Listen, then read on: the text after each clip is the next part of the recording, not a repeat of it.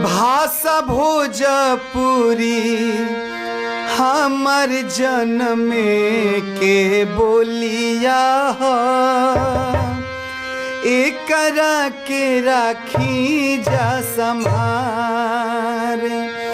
भाषा भोजपुरी हमर जन्म के बोलिया एकरा के राखी जा संभार। अपना मतारी के चरनिया पखारल जाओ, अपना मतारी के चरनिया पखारल जाओ, जेकरा के जाने संसार। भाषा भोजपुरी हमर जन्म के बोलिया हो एकरा के राखी जा संभार।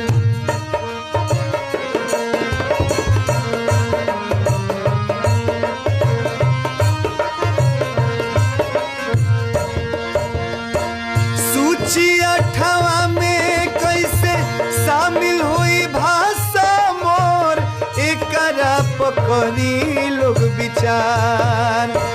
हो भैया सूची अठवा में कैसे शामिल हुई भाषा मोर एकरा पकड़ी लोग विचार।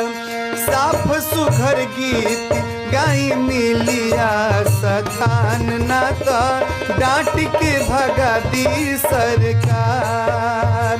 साफ सुघर गीत गाई मिलिया सखान ना तो डांट के भगा दी सरकार। भाषा भोजपुरी हमर जन्म के बोलिया तो एकरा के राखी जा संभार।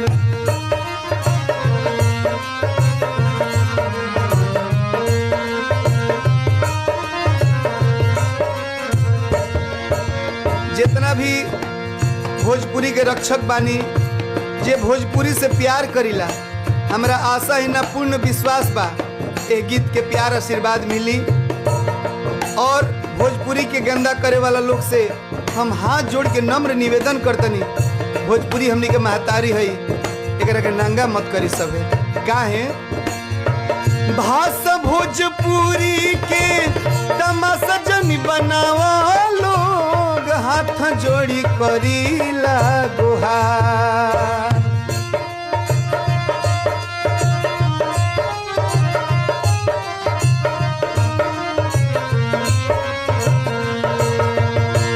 भाषा भोजपुरी के तमाशा जनी बनावा लोग एकरा पकड़ी ना विचार। डॉक्टर राजेंद्र है, डॉक्टर राजेंद्र चंद्रशेखर बोलले बोलिया के जेकरा भारत के सिंगार। भाषा भोजपुरी हमर जन्म के बोलिया तो एकरा के राखी जा संभार।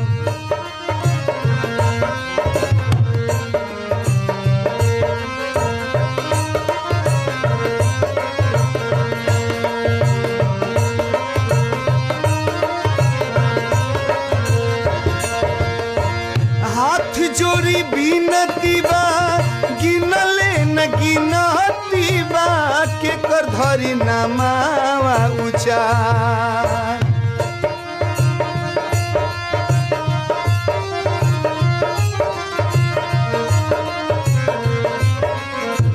आज जैसन की हमनी के देखत नहीं जा भोजपुरी के सुधारे खातिर कई गो लोग अपन दुकान भी चलावत।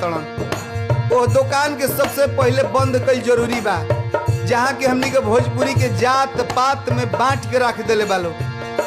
आप सबसे नम्र निवेदन भैया हाथ जोड़ी बीनती बा गिनले न गिनती बा के कर धरी नामावा उचार।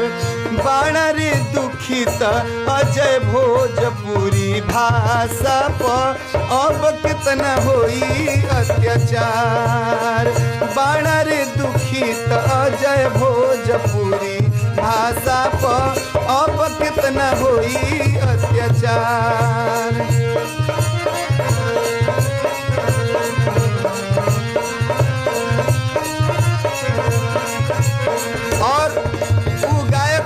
कलाकार लोग खातिर सबसे बड़ बात बोला तनी कि अश्लील भोजपुरी के नंगा कई के अरे वह फॉर्च्यूनर पर घूम ले, स्कॉर्पियो पर घूम ले, लेकिन अपन घरे कौन मुंह दिखाई बे सरकार।